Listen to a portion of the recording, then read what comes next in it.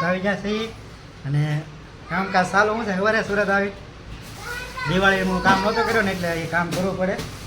જો સાફ સફાઈ ચાલુ છે. જ્યાં પહેલો દિવસ છે સવારે આવ્યા છીએ, પહેલો દિવસ છે અને સવારે આવી ગયા કામકાજ ચાલુ છે.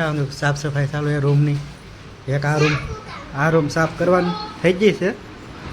હવે ઓલી રૂમ બાકી છે. એક આ રૂમ ચાલુ છે. આ સાફ થઈ જાય ને પછી ઓકે.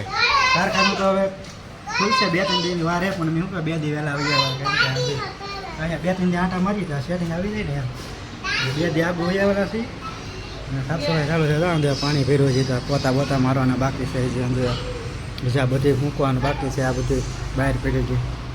ખીહરની વાર છે પણ જો અમારે પતંગ કેટલી છે હજી એટલી છે વધારે લાવવાની છે હજી વાર છે ખીહરની. અમારા આ ભાઈ તો અહીંયા તો હોય અહીં જોતો દક્ષો અહીં જોતો હાલે અહીં જો ટાટા કહી દે.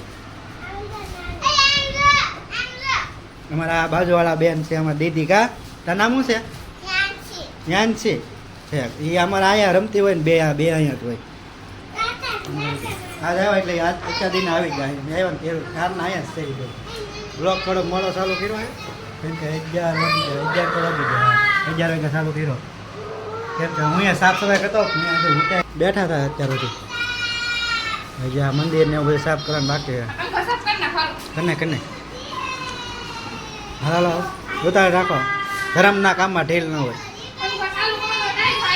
બંધ કરી દે સાફ થઈ ગયું છે. હવે હાંજ પડી ગઈ છે. હાંજના વાગી ગયા છે કેટલા 6:30 વાગી જાય અને હાંજ પડી જઈએ બધું આમ કમ્પ્લીટ સાફ થઈ ગયું છે. સાફ કરી નાખો હવે મારે દીધા ભાઈ તો હજી અહીંયા છે. ઘેરે જવાનું જ ન હોય નામ જ ન લે ફોન જોયા કરે ને રાહવા જેવું. સાફ થઈ ગયું છે બધું રેડી કમ્પ્લીટ રૂમ ધોવાઈ દે છે. શાક ખાવાની આવે કેમ કે શાક ન બનાવે કેમ કે કામ કરીને આવા થાકી જાય ને એટલે જેમાં ટૂંકમાં બધે ને એમ કમસે કમ તાત્કાલિક બની જવું જરૂર એમ.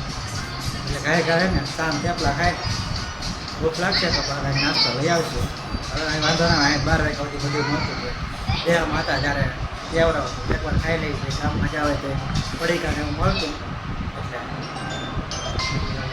કાંઈ નહીં. હાલો હવે મળ્યા બીજા વિડીયોમાં.